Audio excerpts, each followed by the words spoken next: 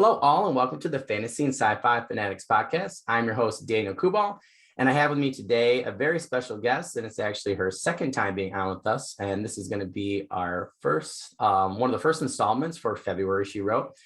Please help me in welcoming Thilde Holdt. How are you today, Thilde? Hi, thank you for having me. I'm good. Yeah, I'm so glad you could come back, and especially for February, she wrote. For some reason, February, she wrote, did not want to come off my tongue, and then it wanted to It's a bit of a tongue twister. I've just noticed that ever since Monday, I think I've been teaching too much. My tongue sticks. And this poor girl, I have to share this with everybody. This poor girl, I said her name and I know her name, and it just wouldn't stick. My tongue stuck there. And then she said to me later, she comes up to me, she goes, "You know that's not my name, right?" And I was like, I said, "Yes, I do know that's not your name." I said, "I don't know what my problem is." She goes, "I think you're really overworked, Mr. Coolbaugh." I said, "School's been pretty nuts." I was like, "Yeah, you know." In need of some holidays. Oh my gosh, I'm so excited for the holidays. I have your book and I got two other people's, and I'm just that's all I'm gonna do besides holding my new nephew and stuff like that. So it's gonna be a very nice, calming, and enjoyable, holiday. Just hanging with much family. Deserved. Yeah. Yeah. Well, like I was saying to you before we started recording, I was looking at some of your past interviews and I got to thank you. I just looked up your name and I found 3 new people who I've not, seen before in terms of their podcast and YouTube channels. So, oh, cool. Yeah, and I definitely need it because I have a 45-minute drive to work there and then back. So sometimes I'm running out of, seems weird running out of content, but sometimes I am. So yeah, it was really cool. You had some really good ones, I have to say. So I'm definitely going to be trying to put some of those links into the description for you. So those of you guys in the audience, I'll put those for you in all the descriptions. You can actually take a look at some of Thilde's other interviews, which were really, really good. That first question, what is your first step in your outlining process? I told you, I love the sticky notes that you had. Yeah. So you know about the sticky notes, right? Yeah, so actually what I usually do when I start something new, I do all of my research first. And once I have complete idea of what my world is, then everything stems from that. And then I start taking out my sticky notes. And on one of these, I'll usually write one chapter, just the character, the point of view character, and what needs to happen in that chapter. And I tend to have a different color for different characters if I have different point of view characters. And I'll write out all of the ideas for scenes that I have, and I'll slap them up on a wall, and I'll start moving them around until I start to make a bit of an outline and get an idea of how I want my story to start and progress. And often what happens is that I have 1 or 2 things that I know want to happen at the beginning. So 1 or 2 chapters that I know I want somewhere towards the beginning of the story. And then usually 1 or 2 things that I know I want towards the end of the story. And that might be the end of the book or the end of the trilogy. But that kind of gives me an idea of what I need in between, what I need to fill out in the middle bit. Because I tend to find the middle bit is usually where the most trouble happens. Yeah. So sometimes deviations happen. Sometimes I don't know what I'm supposed to be writing, but I know I need to fill out pages, and how am I going to do that? And just knowing exactly where I'm headed, that really helps me out. So yeah, usually I start with both the beginning and the end at the same time. Okay. And see, I really liked when I was, so for our audience, so I'll actually put that link up to Thilde's own YouTube channel where I found her outlining process with these sticky notes. I just feel like I struggled, and I said right before we started recording, I really want to try this because I'm, missing 10 different chapters, and I know certain things that are going to happen but I'm also missing character point of views. And I just liked when I was just kind of stumbled on it. I was like, oh, this is exactly what I need, because I feel like I could visually actually see, where exactly the holes. The thing is, once you know sort of how many chapters or how long you want your book to be, when you look at the space, you can kind of see what the white space is, how many chapters you're actually missing. And then you can very easily see, okay, this happens in this chapter, this happens in that chapter. I need to get from here to there. How do I do that? And then you can start filling out the empty spaces. I find the visualization really helps me to see my story as a whole. and to also see what happens, you know, a fourth of the way through, half point, what happens at that point, what's the big climax points as well, so that I can really weave it together. And I can also easily see what I can take out, what actually isn't needed. Once I reach the end, I look at it and I think, oh, okay, that chapter actually didn't bring that much to the whole story. I can take that out. Yeah. Or I can merge it with something else. Well, that's good. Yeah. So are you using different colors to mean anything in particular? Yeah, so currently I write a different point of view characters. So I don't just have one point of view character, I have several. And so each color is for me a different character. But I mean, you can use it for different timelines, for, you know, different story arcs, things like that. Good idea. It's just whatever you need to visually be able to see at a glance. So for me, especially with Northern Wrath, I had a lot of different characters. And so I really needed to be able to see very quickly that I wasn't going to put 2 chapters of the same character directly after one another, or that I wasn't suddenly going to forget a character for 10 chapters, so that I could alternate easily between them. And so that's what I really needed to be able to see at a glance. Okay, I've got each of the characters spaced out evenly. It makes sense. And see, I think that's where, because at first I was like, oh, Postit Notes. And I was like, oh, I tried that. But then when I hadn't even started your video yet. And then I was like, wait a minute. I'm like, she has different colors. I was like, that's got to mean, you know, she's putting in different things. Yeah. And I just personally feel like your way of doing it with colors or point of view, or however you want to space that out, I feel like that works better than just actual Postit Notes, because I think so too. It certainly helps me because it gives me a visual cue right from the start. Yeah. I mean, there are different ways, different things that you can play with, both the color of the Post-its, but also the shape that you put them up in. Sometimes I just use the square space because I'm used to that. And I know, you know, 10 Post-its, that would be 10 chapters. That makes sense. But otherwise, sometimes I use different shapes, and that can actually help me if I make like a snake shape or something like that. I feel like I'm more on a timeline. Yeah. So that sometimes just reordering them and just reordering the shape actually gets me thinking about different things that I wouldn't have thought of otherwise. Oh, wow. Yeah, that's really cool. I didn't even think of, and you kind of said, you know, like climax and stuff like that, and like timeline, like in story arcs, like that actually would be a really cool way too, I think, to do. Because I was trying to like kind of divide things into Act 1, Act 2, Act 3. So that would be a cool way to do it, right? Like very easily be able to see where you progress from one to the other and what needs to happen. No, well, you know what I'm going to do when I go to the mall later? We're buying some Post-it notes. Post-its, lots of colors. Yeah, we got that, and I really wanted a whiteboard. You know, just to be able, because I'm not a teacher, so I do that a lot, and we're trying to find things that are easier, you know, transferable skills, right? Like easier for me to, and I feel like I use Post-it notes all the time in school for different things, particularly for the kids. So I think that's just like an easy transition. So I feel like that way as well. I use them a lot for revision at school, at university as well. So it kind of came as an easy choice. Yeah, that's a really good idea. Yeah. I'm gonna help you monetize that for like a study aid for kids in college. I heard it here first. It's Thilde's, all right? Yes. We'll call it the Thilde method. That's awesome. The Thilde method, the Post-it Thilde method. Yeah, I like that. Yeah. Well, I definitely think that, you know, that you're definitely on the, I mean, clearly it works, right? Like I was saying. Well, it works for me. Yeah. So I mean, different things work for different people, right? Yeah. But sometimes when you're stuck, I feel like it's helpful to try something new. And with this method, I feel like there are many different ways that I can try something new with essentially the same method, but I can do it in many different ways to make me think about it in a different way. Yeah, I just get so bored. I think that's what my problem is. I get so, like, you know, like I was saying, like I just had to take a break, and you know, I think looking at, I don't know how, I know people, you know, they actually structure their word outline maybe different. Maybe that's my problem. I don't know, but I just looking at 1 through 10 done, and I'm looking at, you know, 11 through 20, and I'm just like, oh, you know, and I definitely, I think I feel that way with word structures as well. It's just a list, and I feel like it's never ending, and I don't know, it doesn't stimulate my imagination at all. Yeah. Well, I'm definitely going to try this week myself. So I think actually what it works for you. Yeah, what I talked about doing was actually, hope you don't mind, I was actually just going to do a video on, you know, and like trying it and putting it up. Go for it. YouTube channel. Definitely. I'll tag you in it, and we're please do. Let me know what you want it to be called. We'll call it something after you, and the method or something. The Kold method. I like that. That sounds awesome. I'm gonna write that down. Kold method. Yeah, I like that. Yeah, I hope that works for you.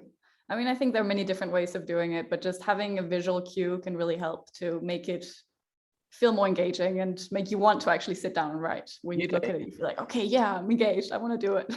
Well, even like I think moving the Post-it note, right, is different than copying and pasting and moving it in a Word. Exactly. There's Exactly. I also have a little Post-it notes that shows my progress. So I know where I am, and that one I move along every time. And it just feels very satisfying to see it gradually make its way through the book. Oh, that's a really good idea. See, I think that would really help me get unstuck personally. And I think a lot of people will really find that helpful. So yeah, I'm gonna try that. Yeah, I think that'll be a really cool video. I was trying to find I something, think so too, yeah. you know, where it's like I don't really have to rely on some. I'm trying to find a couple videos, you know, of to do on some things like so that's a cool one for yours because Miles Hurt gave me his strategy for, and his graphic organizer for creating blurbs. Oh, Yeah. cool. I started thinking about doing, some shorter videos for things like that. So that's actually like a perfect. That's a good idea. Yeah. Yeah. That's really Testing neat. out different methods. Yeah. That's really cool. Yeah, I wrote that one down for later. Definitely gonna I think that'll be a cool video. All right. Well, I love that one. Like I said, I saw that on, your channel. I was just like, oh, I'm stealing that for sure. Go ahead, please do. If it can help anyone, then keep going. Yeah. I hope it works for really well. All right. Well, we'll put you in my foreword. It'll be awesome. For that second one I sent you there, I'm really interested for this one because a lot of people I've talked to within the past couple of weeks. Well, really, I guess it's been a while since we had our first interview.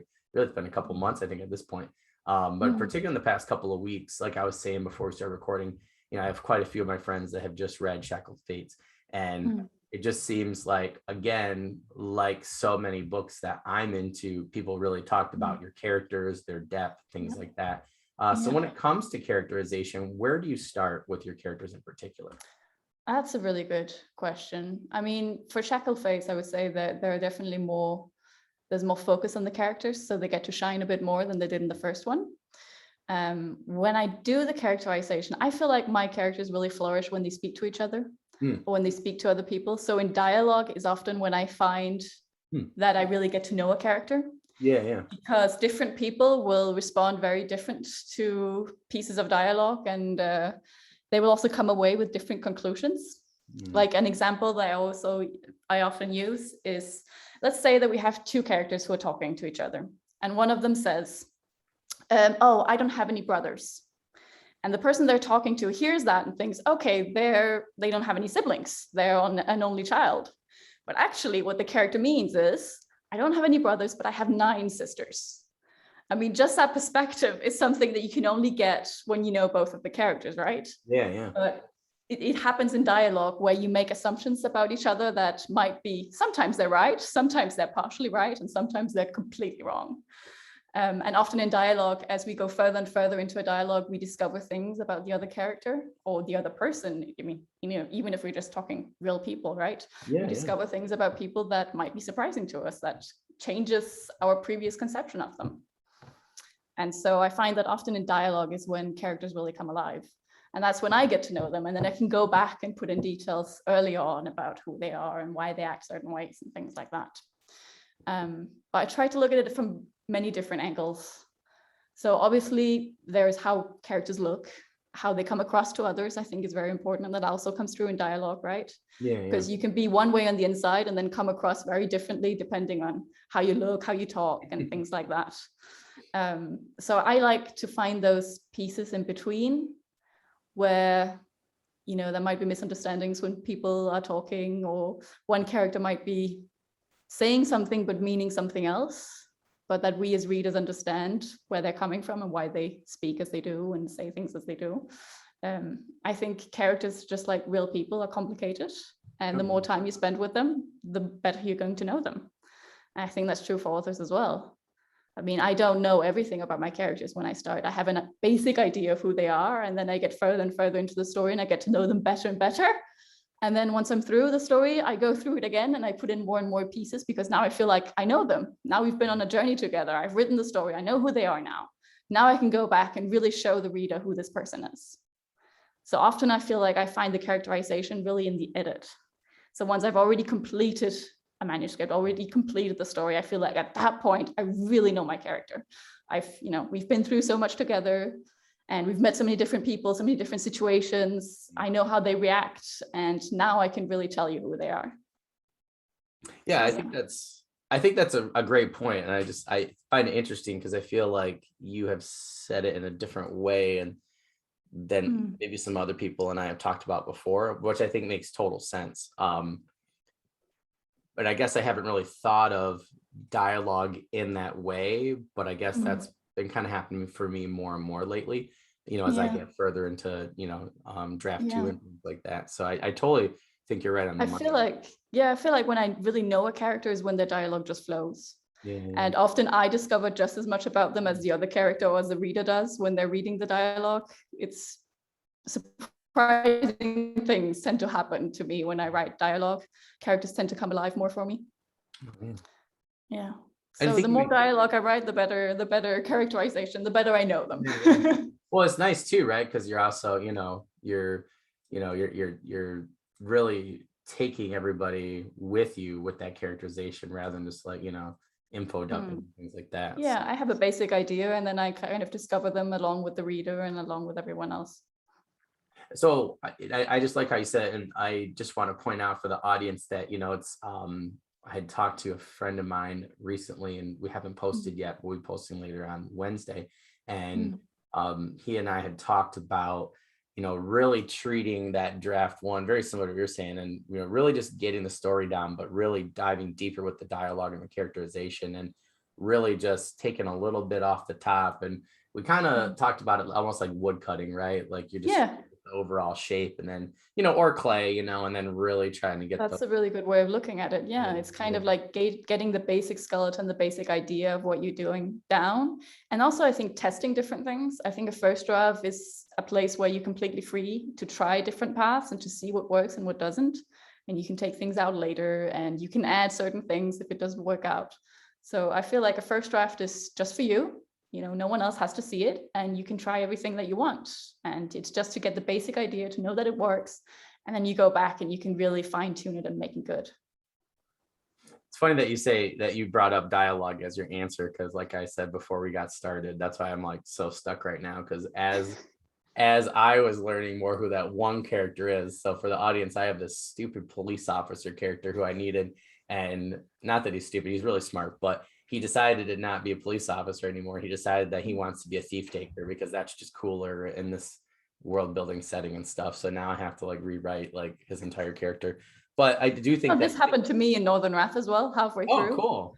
But yeah, one of my main characters, Thilde, everything was doing well. I had a really, cool path prepared for her, really cool storyline, everything. I was so excited about it. And then halfway through, she decides to ignore all of my advice and do the exact opposite. And I try to steer her back. I tell her, you can go this way. It'll be really nice. I promise you lots of nice things. And she's just like, nope, I'm going this way. And so for the rest of the time, for the rest of the story, and even for Shackle Fates and Slaughtered Gods, she was just on her own path. And I knew no matter what, I couldn't get her off that. So I just had to steer around it. Oh, that's awesome. See, to me, that just means really, really good writing and a great story and a great character. I'm trying to remember if it was Stephen King or somebody had mentioned that recently before we started recording. It was Mallory Kuhn maybe, but we had talked about, where when you get to that point, right, with a character where they just blaze their own, trail ahead, it's like that's when you know that you're really onto the right path. So it's something quite special. I think people who don't personally write maybe don't really understand how a character can make decisions for themselves. But I think there's a certain point, I don't really get it myself either, but there's a certain point where as an author, you know them so well that you realize this is just who they are, and you almost feel like you're not in control of the story. You're just there to observe and note down what they're actually doing. You can just go along on the path. And I always like that. I just always like that because I just feel like those have always been some of the best books that I've ever read where, authors have said that. And it's kind of interesting. And I did talk to Scott Oden about this. There's this anecdote about Robert E. Howard where his friends would see him writing on his porch, and he wouldn't even be writing. He'd just be like just like staring there, almost like he's like listening to Conan speak. And then he would write. And they said it was almost like, and he wrote in a very like here and there, where it's like, if you told me we're friends, right? We're at the pub and you're telling me a story, you're not doing it in a linear fashion. You're not, this happened, then this happened. It's like, you're telling me this story here in your life, this story here. And they said it was very like that when he was writing. So I always love that, where people say that about characters. That just makes me really excited to read your books, that, that she's one of those characters. It's like, I'm doing this. You just, I'm doing this. No, you can't control me. No, I'm not listening. Keep going. So cool. I mean, that's what you have with your cop, with your bad cop, right? Yeah. Yep. He is a bad cop right now. Yeah. If he was a good cop, he would just sit and, and do what he's told. But yeah. Exactly. Follow orders, but no. Yeah. Yep. Not this guy. That's just an awesome answer. Well, that third question, which I'm really interested in, particularly with what we've already talked about today, after your first draft, what do you go about doing in terms of editing, or do you rewrite draft two? A lot of people are like, why did you edit draft one? And I'm like, well, I wanted to get a better outline. And again, like we talked about, like dialogue and, better characterization. So when you're done with draft one, what's your next step? So usually as I write through my draft one, so I write pretty big books, 400, 500, 600 pages. So I reach a certain point and I realize, oh, there are things I need to fix in this draft as I get further and further in. Sometimes if I'm really, really stuck and I don't know what I'm going to do next, I go back and I already start my second draft at that point. I start to edit things. But usually if I don't do that, I just make notes. So I make notes of, in chapter 13, I want this and that to happen differently. And so by the time I actually finish my first draft, I have a whole list of things that I want to change. Oh, okay. So the first thing I do is I read it fresh and I specifically go in to change those things. But I read everything from beginning to end, so I know what I have. And then usually I have a list of words that I try to limit because, when I write, I tend to use the same kind of words over and over. Yeah. And so I start to highlight those and I start to get rid of those and kind of, sharpen up the prose and add things. And so usually when I go through that one time afterwards, when I'm just trying to fix the things that I know I need to fix, I end up with a new list. And so I can go back and do that again. And I try to, each time I go through, to focus on one or two things, but not too many, because I've realized that when I focus on too many things at once, it works for the first 5 chapters, but then I get bored and then I start skipping things that I think are less important. So I really need to focus on just a few things at a time. And then I go through the same 100 pages a few times to get through the entire list and do everything. So I feel like each time I go through, I have a different list of things that I'm looking for. Yeah. So the first time I go through, it will be certain parts that I need to rewrite, or certain parts of chapters, certain chapters that need to be taken out and merged with other chapters. So the big stuff, right? Yeah, or characters that need to be merged or taken out, things like that. And then I go through and I start to tighten up the prose. I start to put in more details. So those are still big things, but not quite on the word by word basis. And then as I go deeper and deeper in, I start to actually focus on each sentence, on the words, on how I say things. So I feel like there are different layers to it. Yeah. And then obviously, depending on how good my first draft is, there are going to be many, or there can be less drafts. Funny you said it, because Chloe and I last night were talking about that, Quinn, and we were like, yeah, one of these days we'll get better at, like actually doing these drafts. And so I was teasing her because like Michael R. Fletcher and them on their podcast for Wizards, Words and Words. And or maybe it was on Twitter or something. He was like, every time I feel like this is like brand new. and then someone on there had shared that Stephen King said the same thing. And we were like, if the king himself, must be good. Yeah, must be right. Every time he's like, every time I feel like I don't know what I'm doing, we're like, what? But it just made us feel better knowing that, even if but I said, well, I think it's different though, because a lot of people who I've talked to recently, like Michael Webb, who I have coming before this episode, he's gonna be, I think, our 25th. He was saying, like for him, he just finished book 2 and it was just so much easier than book 1. And I feel like a lot of people have said that. And then book 3, he's I about to feel work. like that's true. Yeah. Do you find that's true? Like book three's I been? mean, so far for me, I would say that's true. My first book definitely went through a lot more drafts than book two did, like a lot, but also it was way too big and needed lots of other work as well. But yeah, I feel like book three is the one that has had the least drafts before I felt satisfied So there is far. Yeah, but then you say that, and so I finished the first trilogy, and now I'm on to a new series. Oh, cool. And I find that I finished the first book. I'm currently on the second one, and I find the first book again needed a lot of work. So I feel like I'm not quite back all the way to my debut, but it's still a first book in a series, and it still needs more work. It's so funny. Okay, so you have this other series, okay, and you have book one done for that? I have book one done for that, yeah. Oh wow. So okay, so I'm gonna kind of change the question here then for this next one. So we're gonna take out number 4 because I was trying to find somebody who's in this same spot as you. So would you say that, you felt like it was very similar maybe to writing book one and book two, for Northern Rats? Yeah, or would you say, a lot of people I've talked to who have been through that the last 6 or 7 months have said to me that when it was like, is this going to be in the same world or is this going to be a new world? Completely. Okay, even better. So does it feel like you are starting totally over again, or was it a little easier, or? It was definitely a little easier because there's certain parts of the process that I know and that I'm more familiar with. I mean, even just the fact of actually, what does it mean to finish a manuscript and when is it finished? Even things like that, when you write your first one, you don't really know until someone else tells you, okay, it's good now. Okay, so that's the point that it needs to get to. Okay. Well, and you have your first trilogy done too, which is yeah. So I feel like it's definitely easier, but book three in the first trilogy was easier to write than book one in the new series. Interesting. Because I feel like book one is always, at least so far for me, is the point where I'm discovering the characters, I'm exploring the world. I have a lot of explaining to do to the reader to bring the reader on this journey. And so I feel like there are a lot of big issues that aren't necessarily there in a book 2 or 3 because it's already been set up. People already know the characters, they know what kind of world they're going to be visiting. So there are a lot of things that are already there. The work's been done in book 1.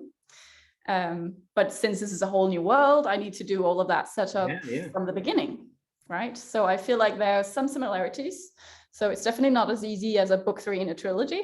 That's easy, but but it does have some of the same challenges as the first book 1. But I definitely feel like I've gotten better at writing as well. So that also helps. I mean, the more you write, ideally, you should be better. Ideally. At least you should feel like you're getting better. I feel like that would be a nice feeling to have. Then, people are going to judge it how they're going to judge it. But I just think that's so interesting. First of all, I didn't know that. So congratulations. That's really cool. I'm really excited about that. And that's really good to know. It was so interesting because that you mentioned that, because I've just known so many people have talked about it. I think they called it like the first trilogy hangover or something like that, where it's like I've known a lot of people that have really struggled with that next book. And that's where I was kind of talking to my buddy and I said, well, I kind of would really like to finish book 2 for my first trilogy and then write book 1 for the other one, just to kind of but we were talking about it and he's like, I really feel like I would just finish the first trilogy, so exactly what's going on, which I thought was great advice. But then I think that's really good advice. I mean, that's what I did as well. In a way, I was a bit worried that if I started book 1 in a new series before finishing the old series, I would kind of lose my connection to the old one and not be able to get back into it. And that it might feel differently to a reader because I too would be slightly removed from it. And so, I mean, when I was writing the Viking series, so the first trilogy, it was a story that I knew I just wanted to finish. I wanted to get it out there. I wanted to get it out of my system. So I just continued to write everything even before any of it sold to a publisher. I didn't know that it was actually going to get published until I was pretty much done with book 3, which gave me an advantage because then I had everything. I had the whole story. So I was able to work on it as a whole entity instead of one book and one book and one book. I could see, okay, well, I don't need this for book 3. And so that was a bit of an advantage. But I feel like for me, it was a very good journey to be able to finish the whole thing and the whole story, to Yeah. finish my time in that world and then wrap it up and then Yeah. go into something new. Well, I feel like I think that's just solid advice because, like you already mentioned a lot of those things. I just think that, like you said, like tone, voice, characters, because I think it might be really hard, to listen to these characters and then come back and listen to these characters. And I have known quite a few indie authors in particular who do that. And it's like, then it takes them forever to finish book 3. And then then they're like, oh, I wish I had done this for the start of book 1 for this trilogy, and I messed this up, and then they have to just go with it. So I just seems to me from talking to people, you should just finish a trilogy. I really admire people who can do it, but I don't think it's for me. I think I quite need to finish at least a big portion of the story before I can move on to something new, that I know at least, okay, there's going to be a huge time jump here, so I can leave it now and I can come back and it'll be okay. Yeah. To have a story reason or something like that, that's going to make it okay if it feels a bit different. Yeah. No, I think that's great advice. Yeah, I think it's maybe really hard hopping around. I'm more of a linear person. I like to be point A to point B to point C. So I'm not flexible. I like stories like that. So it's because I usually, like for yours, for instance, like I will read, Northern Wrath, and then I'd go to Shackled Fates, so it's like, that's like, I've been trying to read books in different genres and things like that at the same time. And I'm going to stop. Like, that's why I'm just going to finish these 3 and then move on to yours. And then just kind of go from there, because I haven't read as much this year. And I think it's because I haven't been able to get involved with characters. I'm, so I think as a reader, if I can't do it, I'm not going to be able to do it as a writer, I need the investment in order to keep going with the series. Otherwise I feel disconnected and I'm like, why am I going to go back to book 2? Might as well pick something else. Then it might be difficult, especially as a writer, to actually stop and having to go back 5 years later and finish the whole thing. So I was like, not even gonna try it. So you actually make a really good point for our next one. So number 5. So what do you do to keep track of your world building when outlining for for book 3, for instance? So did you have a journal? Did you have specific notes? Like, how did you keep track of everything for your world building? I wish I had made a better system. That's everybody's answer. I wish I'd thought about it before I started. No, it's a good question. I feel like story-wise, since I use the Post-its, even when I'm writing book 1, I can start to already work a bit on book 2 and 3. So I can have Post-its that's all the way over in book 3. So I know I'm going to move my way over here. Yeah, that's a really good idea. So that at least helps me somewhat, right? But otherwise, I tend to just do an intense research trip before I start writing, so that I really just know my world down into the tiny, tiny details. And then I write my thing. Sometimes I reference different books. So I usually rely a lot on history books and things like that because I write historical fantasy. So at the moment, I'm very focused on one historical genre and I write fantasy in that genre. So I have a lot of references that I can use and I can pull from. And usually I'm quite good at remembering, oh, I read something about that. I know it was a PDF file I had somewhere and it was called something like that. The page looked like this. I think it was on page 13 and I'll go and have a look.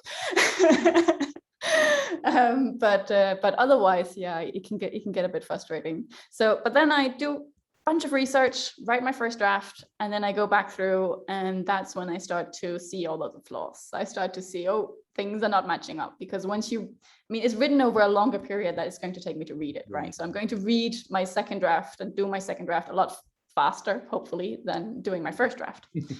And so I'm going to start to see inconsistencies between different chapters where maybe I've described things that look different. And I will start then to make a list of things. One thing I really struggle with, I think this falls into world building as well, is character names. Oh, yeah. And character titles, how they refer to each other and things like that. I have a really bad habit where about halfway through my manuscripts, my characters change names and I don't even realize, and I continue on as if nothing had happened. And the names are just similar enough that when I read through, I think, who is this new character? And I go for about two chapters and I realize, oh, it's the same person. In my mind, I just changed their name. Okay. And so usually in my second draft, I have a lot of that kind of thing I need to comb through and change up. So what I'm doing now is I'm trying to keep, at the very least for the characters, try to keep a character list. So That's a good all idea. of the names that I mentioned, who are they? How have they met the people that they've met? And Yeah, so that I can reference that and make sure I get the right names.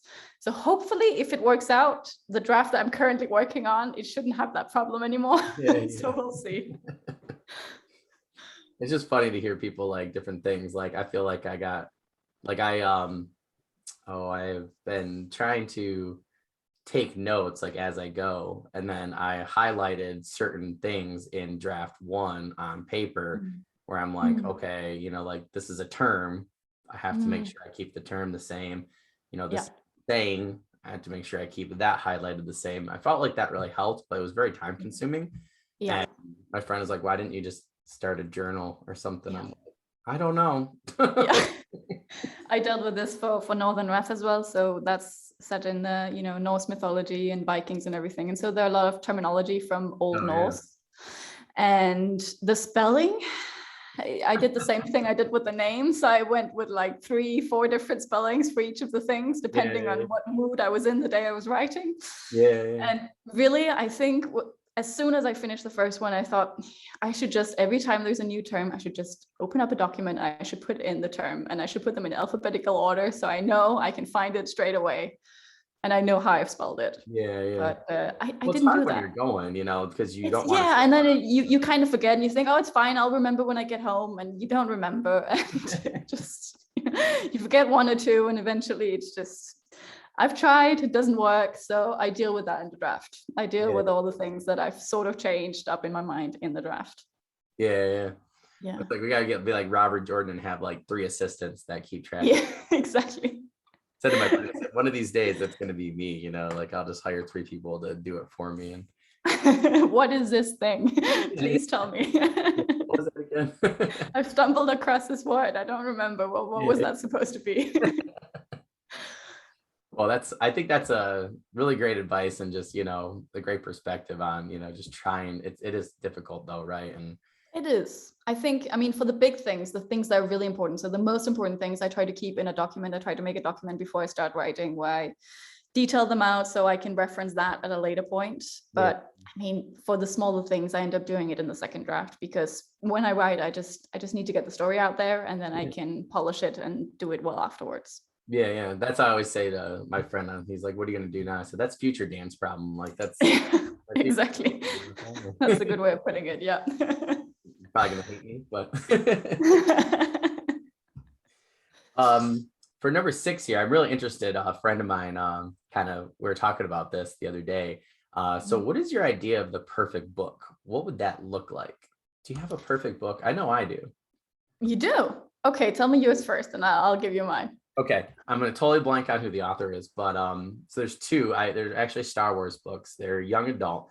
There was Shadows of the Empire, which was just absolutely amazing. I felt like the characters, if they brought the characters in between from Empire Strikes Back with Luke, Leia, and them, and then they told why they were going to find Han Solo and how they're going to track him down. You had great new characters like Dash Rendar. And also there's another one called Splinter of the Mind's Eye that was actually supposed to be the sequel in between. It was just a book that they wrote, and it has a great graphic novel in between Star Wars: A New Hope and Empire Strikes Back. And then they changed a bunch of those things for Empire Strikes Back. But like both of them were just written by amazing authors. And those are probably the only 2 books besides The Hobbit and a couple others that I've just reread over and over and over again. I'm probably about to do again this spring. It's probably be like my 20th time for both. They're just, wow. You can't find anything wrong with them. And, it's just, they have really great themes. It really brought like George Lucas's world, it really expanded them, and then not in a very big novel. They both were. I, Jedi was another one. I've read that over and over again. It was just one of those books where I think I probably read it in about a day and a half. If I didn't have to go to school, I would have read it, like within, 12 hours. Picked it up. But yeah. There's some that I go back and I'm like, is there anything wrong with this? And I can't. It's like The Princess Bride. Oh, that's nice. Yeah. I'm just curious. Like, I just really love the characters. I loved the world building that they did and expanded off of George Lucas's world. I just thought that the stories themselves didn't have any holes, and that were really fun and adventurous. And Mm. so I just was curious what your idea of like the perfect book would be. Okay, then I'm going to be a bit contradictory here because I used to be a perfectionist, very much so. But now I am of the opinion that there's no such thing as perfect. Fair. However, I am of the opinion that with books and films and other media like that, there is the perfect book for someone at a certain moment in their in time. So a book that just resonates with this reader, hits them at the right moment, finds them right when they need it, and just, becomes the best thing for them at the time, right? So I feel like no book is universally loved. So there can't be such a thing as a perfect book. There's always going to be people who dislike what we like the most. Or who find fault with something that we think is perfect. And so I think it's really the perfect book exists, but just for a few select readers. Yeah. And at that time, I like how you mentioned that. At the time, I think a lot of the time a book resonates really well with me at a certain moment in time because I'm going through things that are expressed in the book, or it just makes me feel, it just hits at the right moment. Yeah. And so I feel like that's probably going to be my answer. I don't think objectively that there is such a thing as a perfect book, but I think that can definitely be the perfect, or maybe it's the perfect reader for a book. Maybe that's I like that. Maybe that's what it is. I think you're onto something there, because like what I was just saying to Chloe last night, like when I read The Wheel of Time the first time, like The Eye of the World, I put it down. I couldn't even get through the first chapter, and then 10 years later, I guess about 10 years later, I went and it was like a snow day sort of scenario. I got snowed in and I read the first like half of the book with the first night I got it, and then later that day, it just and then like Gardens of the Moon with Steven Erikson was another one. Like at the time I was like, this isn't my thing, I'm never gonna like this, and now we're on book like 8 out of the 15 books or something. We'll probably have to finish them within the next year or so for book club. So I definitely think you hit it right on. I think that's definitely happened to me as well. That book just didn't connect with me, and now I'm at the point where I'm like, okay, it's not the right time for me. I don't see any objectively, I don't see an issue with it. I'm just not connecting right now, so I'm gonna pick it up at a later date when I feel like this is the right one for me. No, I think there's the perfect reader, maybe not the perfect book. No, I think that's just that's just an excellent point, and I think it's totally true, because you look at like we're talking about Way of Kings, right? And and I just think it's interesting where like I had mentioned like an anecdote where I think it was on one of the podcasts I listened to, and somebody was like, I think it was Dirk Ashton was talking about, he's like, well, look at Way of Kings, or Brandon Sanderson, like some people loved Way of Kings and thought it was the best book ever. Other people gave it a 1 out of 5, and it kind of makes you feel better, right? But that's the thing, right? There is no book on Goodreads, as far as I'm aware, that has a perfect score. It just does not exist. No, it's totally true. It makes sense because we all have different tastes as well. So maybe it's just, it's not the right book for someone, and so they're not gonna think that highly of it, or if it's not a genre they usually pick up. But a lot of the time, I think it's also just when you read a book, it can really change your impression on it, where you are in your mind when you read it. I think that's a great point. Like I had said with me and Chloe's interview, like Kevin Hearn was one of those where my friend was like, I wasn't really into urban fantasy, at the time. And then I kicked myself because I'm like, I ended up really enjoying the genre. And like Kevin Hearn, he tried to get me to read Hounded, and I was like, no, Tyler, like, I'm not going to read that. And then, once I don't know what it was, like, I just ended up picking it up one day and at the bookstore, and I literally read that thing within 8 hours. I did not do well on my test the next day. Oh no. A lot about the book. And then I went and bought book 2. It was actually right when I met my wife, between book 1 and book 2, and then I went back and I'm re-listening to them on Audible and stuff, and then I'm like, I lend them to my friend, and then he's like, this summer we should book club them together. I'm just like, I'm totally down, but it's just funny, how even I think that was probably about 5 years apart, like I didn't want to read the genre, and it was actually, those were the first books that I read within urban fantasy, and then it just, that's interesting. I opened up a whole new world and genre. And then I'd always seen Patricia Briggs's books, and I just Mm, thought, no, it's not really my thing. They just looked more mm, like paranormal romance or whatever. And then I mm, read book one. My friend goes, I really think you'll like this actually. And he was raving about it. And I was like, well, I liked, like my other friend had recommended, urban fantasy just in general, and Kevin Hearn and Dresden mm. Files. And I was reading Dresden Files. I was like, yeah, I'll try it. And then Patricia Briggs became now is like one of my favorite authors of all time, and I was just like, oh my It's gosh, funny like, how that happens, isn't it? It's oh really man. strange. I read like the first, like she had like probably 16 or 17 books out for the Mercy Thompson universe, and like Mm, Alpha and Omega. I think book 1 and 3 had just came out, and I probably tore through them all within maybe 4.5 months. And I was really slammed too. I was in my second master's program, so to read that, many books yeah. was like I was just like tearing through them. So I definitely agree with you. I definitely think it really just Yeah. depends on Mm. time and place and the reader themselves. So Yeah, I think so. I mean, I have certain books that I'm waiting on reading. I know I'll probably really enjoy them when I get to them, but it's just not the right time. yeah, yeah. Yeah, so for now, they're just on hold, and I'm going to get back to them when I'm in the right mind space and I can actually enjoy it full out. Yeah, yeah. No, So yeah. definitely doing that. So for this next one, so I'm so glad that you said, that you're working, on a new trilogy. What are your main writing or career goals for your books themselves? Like what's like, if you look back, 30 years Mm. from now for your career, like what would you Mm. consider success, I guess? Like what's your goal for, your books or I mean, I think I have many different goals, right? I have the more realistic ones and I have the completely wild ones. let's get a wild one. I want to I mean, I want what everyone wants, right? I want it to be huge. I want, I'll take to a be TV into show if films you and do TV or that. whatever. I'll take a TV show on, on your trilogy. That's fine. Yeah, I'll take all of that, but Netflix. if I'm being completely realistic, what I really want is just I want them to continue to find the right readers. I want them to continue to spread to in reader circles. I want people to recommend them to their friends because they enjoy them, to family members because they like them and they think they're going to enjoy them. So I want them to just live their own life in readers' hands and to continue to spread.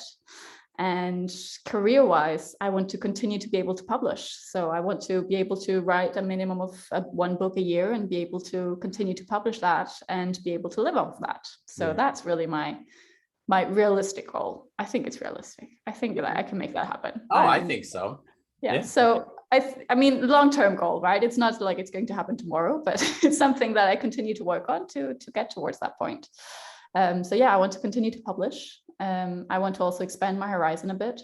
So the first one, first trilogy, Vikings. Second one, not Vikings.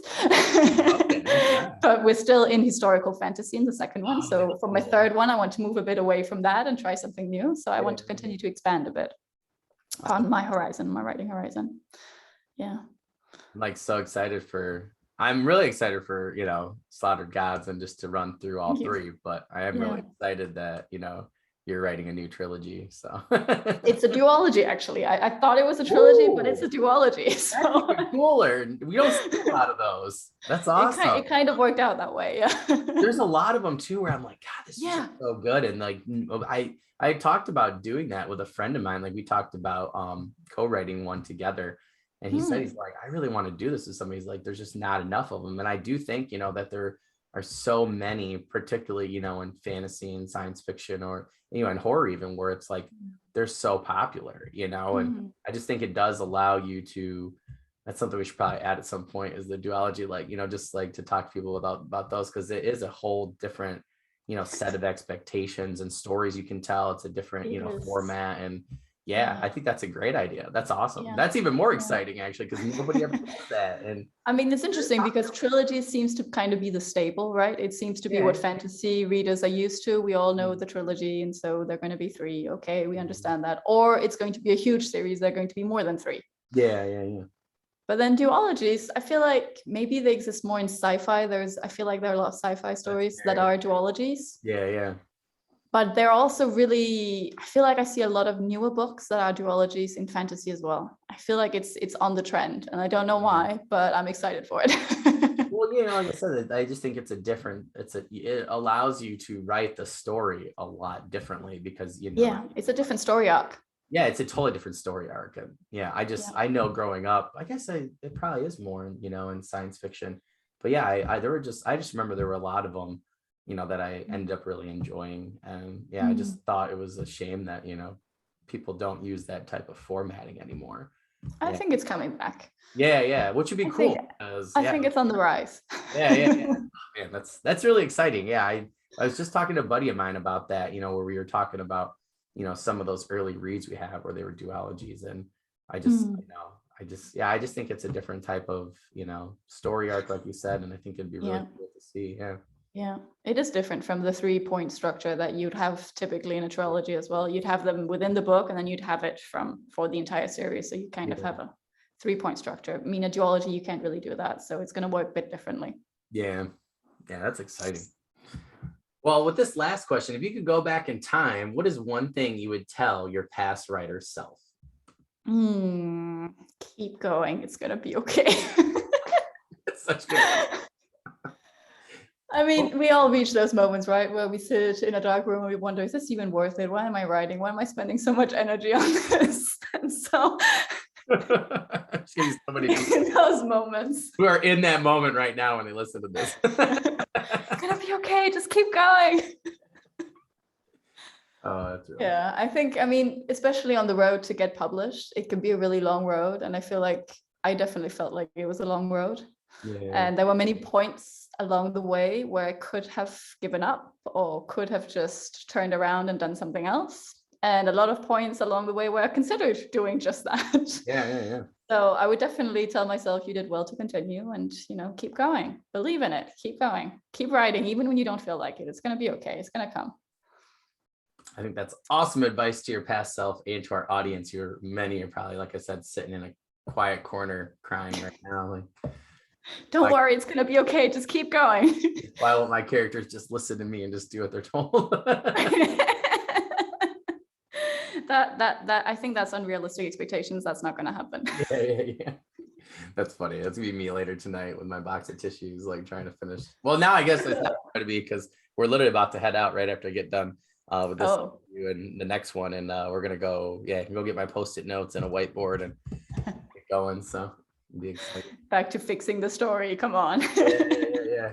Get the cup back on the road. Definitely gonna grab some tissues just in case, but probably a good idea. Yeah. Writing is a tough endeavor. Yeah. Oh, that's funny.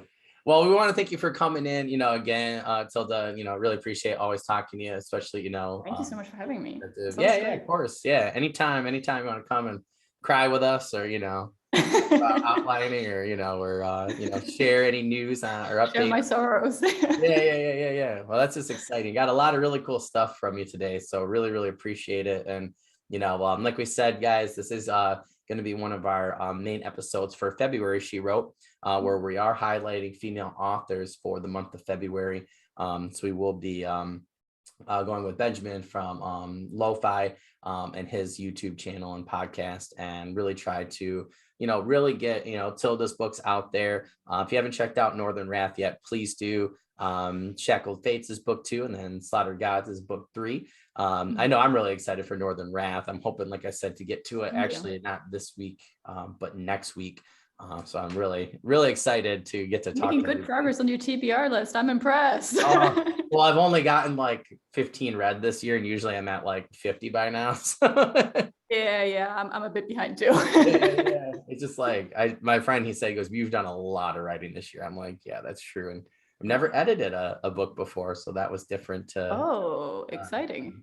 Yeah, so I just got done with draft 1 and editing that, and now we're about to be on draft 2. So yeah, the TBR took a little bit of a torpedo hit, but I'm excited to finish off the year with 5 really good reads, Northern Wrath being one of them. So hoping to do a couple of reviews actually too. So Northern Wrath, I'm hoping, is going to be one of the first 5 for the new year, and we'll be posting them on the YouTube channel. So yeah, so it'll be really exciting to do that. It is going to be spoilers, folks. Don't worry, I'll put it everywhere, and I'll even stall a little bit in the first 10 minutes of the review. That way people will know exactly what's going on. Thank you everybody for again coming in, coming onto the YouTube channel. If you're on Spotify, thank you so much. Don't forget to tell your friends we're on Spotify, and the RSS feed has been blowing up on rss.com. So that's really awesome. So thank you everybody for tuning in to this episode of the Fantasy and Sci-Fi Fanatics podcast. Again, you can find us on all of our social media pages. We are redoing the website the next week or two. So as soon as we do, we'll let you know. Hopefully by the time this is up and running, we'll have the website done. Kind of just depends on time management and stuff. Because again, we're always just trying to, talk to great authors like Thilde and, get their books out there. So we're kind of busy, but we'll hopefully, get that going. But again, the YouTube, Twitter, Facebook, Spotify, and RSS.com are all good to go. Make sure you share those with your friends. Don't forget to check out our descriptions for each of those. So you can go ahead and find Thilde's YouTube channel, her socials, and her books, and where you can find those. Thilde, again, thank you so much for coming on. I really look forward to posting this, and I look forward to chatting with you in the future about Slaughtered Gods, and hopefully, in the future that trilogy, that new one that you're working. Or sorry, duology. Let me know how it goes with your Post-its, because I'm excited for I that. will. You'll be tagged in the Twitter for sure. As soon as I get that done on YouTube in the next couple of weeks, I'll tag you in that too, so we can take a look at my crying in the corner with the post. It'll be okay. Don't worry, it'll be okay. Yeah. Well, Thilde, thank you so much. I hope you have a great rest of your Sunday, and hopefully I'll talk to you soon on Twitter, my friend. See you later. Bye. Have a good one.